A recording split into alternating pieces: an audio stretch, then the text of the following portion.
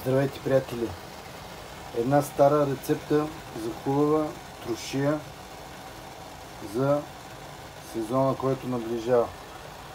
Това е саламурата. Какво представлява тя? Чаша сол, чаша и половина захар, чаша оцет с една и съща чаша и 14, 15, да кажем, чаши, същата чаша вода. Това нещо завира, изключва се и като се охлади леко, да може да с пръста да се пипа, се залива. Ето и самата трошия. Тук има камби, карфиол, зелени домати, моркови, зеле, чесънче.